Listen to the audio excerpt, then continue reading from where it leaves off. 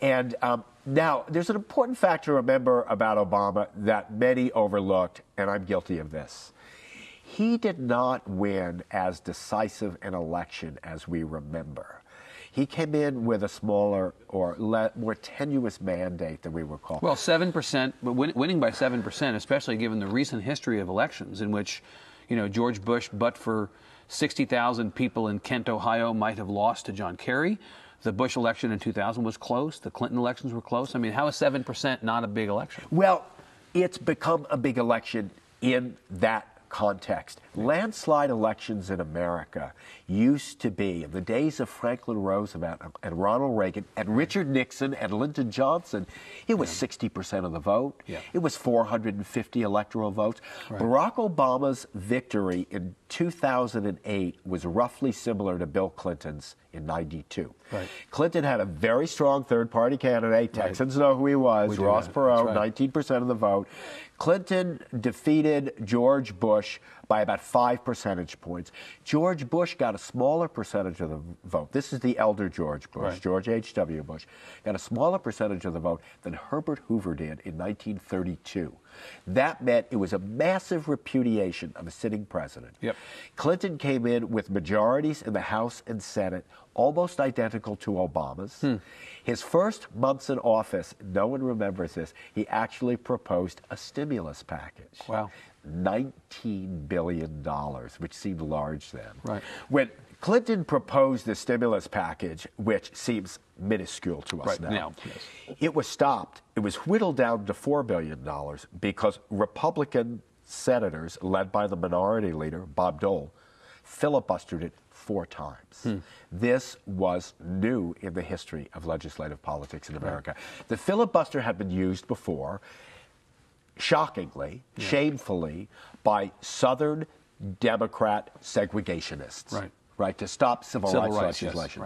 It had never been used to stop someone's normal legislative agenda.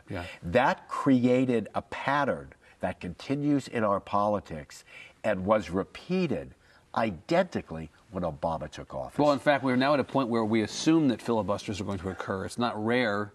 The no filibuster, that's rare in some ways, right? I say in the epilogue to this book, which is called The Post-Conservative Revolt, it's about the Tea Party, we now have the surreal political situation where you can't pass legislation because you control only 59 out of 100 Senate seats. The idea that Scott Brown's victory somehow set the Democrats back, I think the Village Voice said, the Democrats are now no longer in control of Congress. It's only 41-59. Yeah, and yet, Evan, to be fair, we have to say, what on earth were they doing losing that election in Massachusetts? And that's where we have to ask about the Democratic Party, too, and about the fate of liberalism. This book is really about the entwined fates of conservatism and liberalism. Would you consider Sarah Palin or Christine O'Donnell or Rand Paul to be, quote, conservative? They're movement conservatives. Movement conservative is someone for whom politics is really about a view of the world. It's about culture.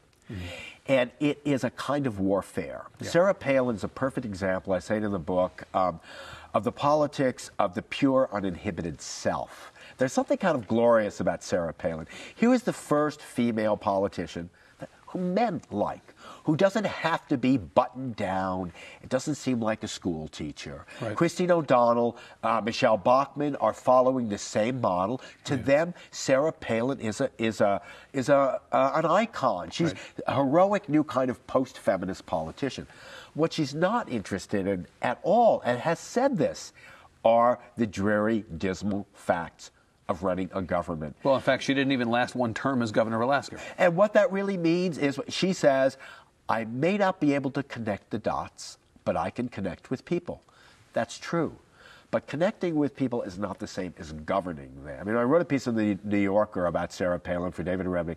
So, Sarah Palin represents, to a greater extreme than any other recent politician we've seen, someone who acknowledges or tries to erase every distinction between the governing and the governed. Because we think, in one sense, she's right. The people who are elected officials are, in some sense, working for us. They're not better than we are. She's right when she says that.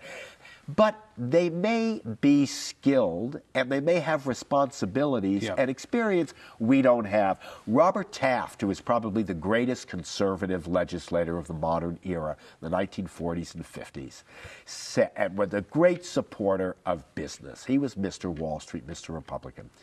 Early on, when the Eisenhower administration was elected, 1952, and Republicans came into power, Taft said, I hope this man is not going to fill his cabinet with businessmen, because the skills you need to be good at business have nothing to do with running a government. But of course, here we are all this time later, and we talk about how we want the CEO as president. That's that was right. allegedly one of George W. Bush's strengths, and we need to draft people from outside of politics who don't have the traditional political skills. Carly Fiorina, Meg Whitman. Meg Whitman.